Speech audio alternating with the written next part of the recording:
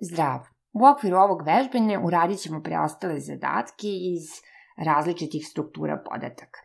Definiši rečnik koji svakom nazivu meseca dodeljuje njegov broj dana tokom 2018. godine. Upotrebi ga u programu koji za učitani naziv meseca ispisuje njegov broj dana tokom 2018. godine. Ako pogledamo ovaj ovde prvi red, ovde definišemo rečnik koji se naziva broj dana. Za januar postavljeno je da ima 31 dan, februar ima 28 dana. Sad ja ću uneti još neke mesece, mart i april. Pretpostavljamo da sam unela do kraja, dakle da je do kraja formiran rečnik, tebi prepuštam da rečnik formiraš do decembra, a onda ćemo, dakle, da unesemo mesec, unećemo mart, januar, april, sad ja ako budem unela avgust, meni će program poslati poruku da takav mesec ne postoji, jer ga nema u ovom rečniku, ali kažem, pretpostavimo da ćeš ti, kada budeš samostalno radio ovaj zadatak, ispisati sve mesece do kraja. Ukoliko mesec se nalazi u ovom rečniku broj dana, onda bi trebalo da se ispiše broj dana za taj mesec, odnosno pozvaćemo se na ključ koji je u stvari mesec u rečniku broj dana. Dakle, reći ćemo broj dana i onda ćemo ovde navesti mesec kao ključ. Dakle, to bi trebalo da se ispiše ukoliko mesec postoji u ovom rečniku, u suprotnom bi trebalo da se ispiše nepoznati mesec. Ono što mi ovde unosimo recimo januar. Obrati pažnju da su imena meseci ispisana ovde konkretno ćirilicom, tako da prilikom unosa treba koristiti ćirilicu. Dakle, unosimo mesec januar i kao rezultat naravno dobijemo broj 31. Ukoliko unesemo mesec maj, s obzirom da nije unet, trebalo bi, tako je, da dobijemo nepoznat mesec maj, jer ga ja nisam unela sam isključivo prva 4 meseca. Sledeći zadatak kaže definiši listu koja sadrži broj dana svakog meseca u godini, a onda bi trebalo da upotrebimo tu listu kako bismo za uneti mesec i unetu godinu u kojoj se taj mesec nalazi ispisali koliko taj mesec ima dana.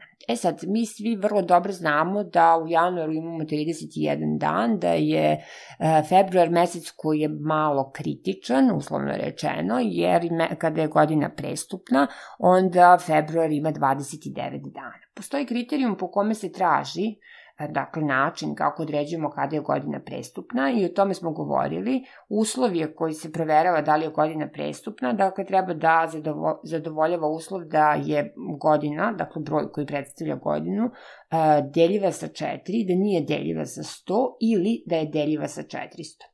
To da je godina prestupna proverit ćemo tako što ćemo prvo napisati funkciju koja to proverava i ta funkcija je definisana ovde, možeš je detaljnije pogledati. Dakle, prosleđuje se funkciji godina, a ono što se vraća jeste true ili false, dakle vraća se tačno ili netačno u zavisnosti od toga da li je ovde uslov koji je postavljen ispunjen ili nije.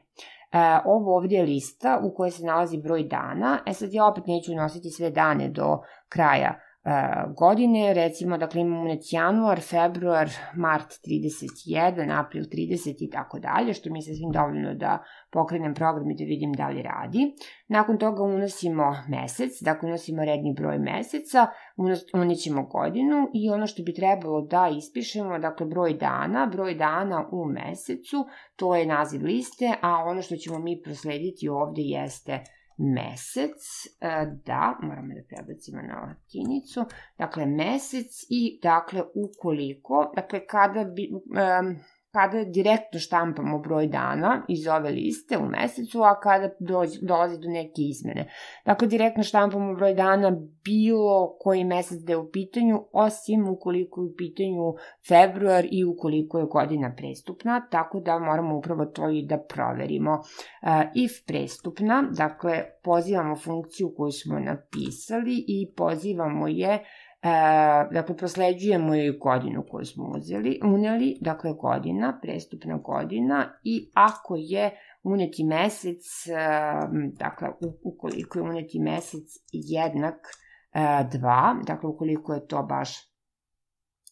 baš februar, onda bi trebalo da se broj dana uvećava, na ovakav način uvećavamo broj dana u mesecu i na kraju ispisujemo. Pokrenut ćemo program, unećemo broj 2, što jeste februar, unećemo godinu 2000 koja jeste prestupna i trebalo bi tako da dobijemo da je broj dana te godine u februaru bio 29, a ukoliko unesemo recimo broj 3 i makoju godinu, 2018. primere radi, trebalo bi da dobijemo rezultat 31 dan, kao što smo i dobili. Hvala ti na slušanju ove lekcije. Vidimo se i čujemo u narednoj. Zdravo!